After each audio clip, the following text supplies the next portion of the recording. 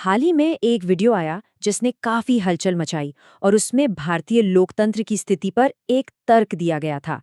आज हम उसी तर्क की परतें खोलेंगे, बिल्कुल वैसे ही जैसे उस वीडियो में पेश किया गया है। तो हम इसे कैसे समझेंगे? देखिए, हम इसे 6 हिस्सों में देखेंगे। पहले वो बड़ा सवाल, फिर केजरीवाल का मामला, उसके बाद विपक्ष पर क्या दबाव है, फिर कुछ जरूरी संस्थाओं की बात करेंगे और ये त्रुटिपूर्ण लोकतंत्र या फ्लॉड डेमोक्रेसी क्या होता है इसे समझेंगे। और आखिर में उस वीडियो में जो 4 कदम का एक्शन प्लान दिया गया है उस पर भी नजर डालेंगे। ठीक है, तो चलिए शुरू करते हैं। इस पूरे तर्क की नींव रखी गई है एक बहुत ही सीधे और कह सकते हैं एक बहुत बड़े सवाल से। वीडियो की शुरुआत ही इस सवाल से होती है और यही वो केंद्रीय विचार है जिसके चारों तरफ पूरी कहानी बुनी गई है। ये सवाल एक तरह से स्टेज सेट कर देता है और सोचने पर मजबूर करता है कि क्या हमारे लोकतंत्र की बुनियाद वाकई उतनी मजबूत है जितना हम सब मानते हैं। अब इस बड़े सवाल के बाद तर्क का जो पहला सबूत पेश किया जाता है वो है दिल्ली के मुख्यमंत्री की गिरफ्तारी का मामला। इसे एक ऐसी घटना बताया गया है जो पहले कभी नहीं हुई। तो पहला सबूत जो सामने रखा गया है वो ये है कि आज़ाद भारत के इतिहास में पहली बार किसी सिटिंग चीफ मिनिस्टर को गिरफ्तार किया गया। अब ये बात इतनी बड़ी क्यों है? तर्क ये दिया गया है कि ये एक लाइन क्रॉस करने जैसा है जो इसे हमारे लोकतांत्रिक इतिहास में एक बहुत ही अहम मोड़ बना देता है। अब इस केस में एक और बात है जो इसे दिलचस्प बनाती है और वो है पीएमएलए कानून का जिक्र।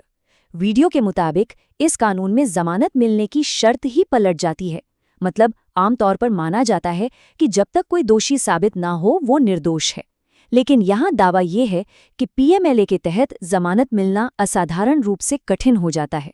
अपने इस दावे को मजबूत करने के लिए वीडियो एक पूरी टाइमलाइन दिखाता है।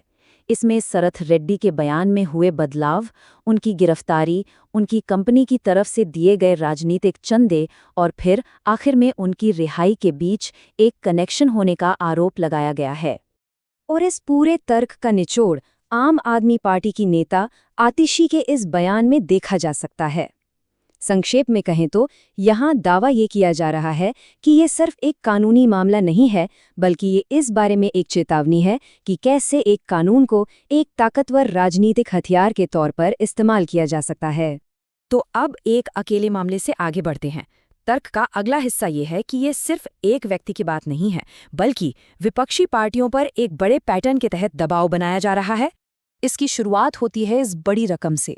वीडियो में इस बात पर जोर दिया गया है कि 2024 चुनावों से ठीक पहले मुख्य विपक्षी पार्टी कांग्रेस को 17 अरब रुपए का इनकम टैक्स नोटिस दिया गया।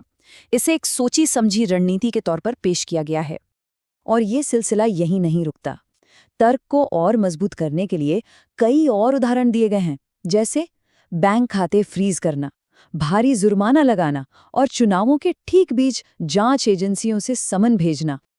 अब तर्क का अगला हिस्सा और भी गहरा है।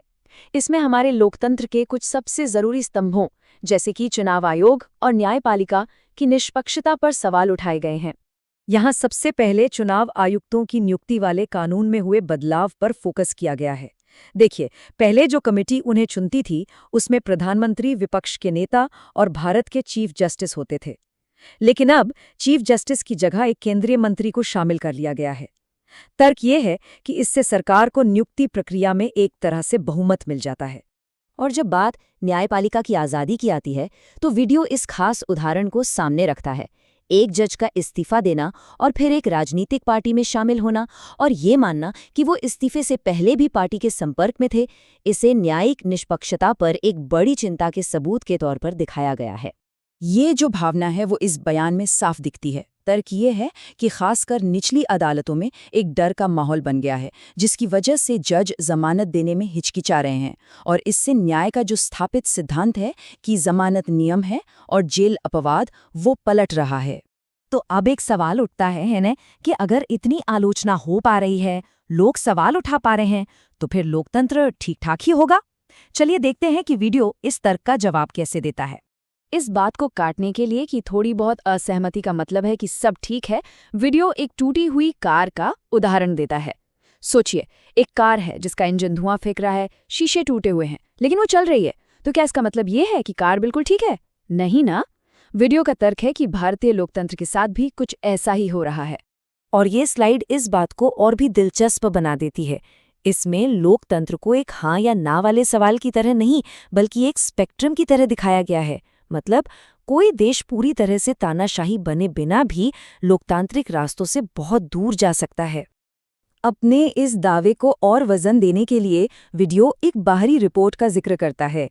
वीडेम इंस्टीट्यूट, जो दुनिया भर में लोकतंत्र को ट्रैक करता है, उसने अपनी 2024 की रिपोर्ट में भारत को इलेक्टोरल ऑटोक्रेसी यानी चुनावी निरंकुशता की श्रेणी में रखा है। इसका मतलब है एक ऐसा सिस्टम है जहां चुनाव तो होते हैं, लेकिन जो संस्थाएं जैसे मीडिया, न्यायपालिका निष्पक्षता बनाए रखती हैं, उन्हें कमजोर कर दिया जाता है।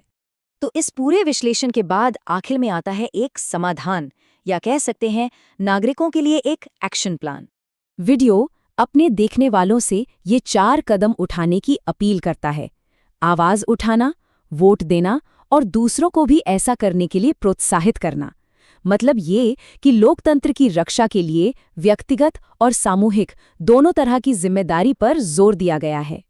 और इस पूरे विश्लेषण को इस एक आखिरी सोचने पर मजबूर कर देने वाले सवाल के साथ छोड़ा गया है, जो वीडियो की मुख्य चेतावनी भी है। लोकतांत्रिक गिरावट में वो कौन सा पॉइंट आता है जिसके बाद वापसी मुश्किल हो जाती है।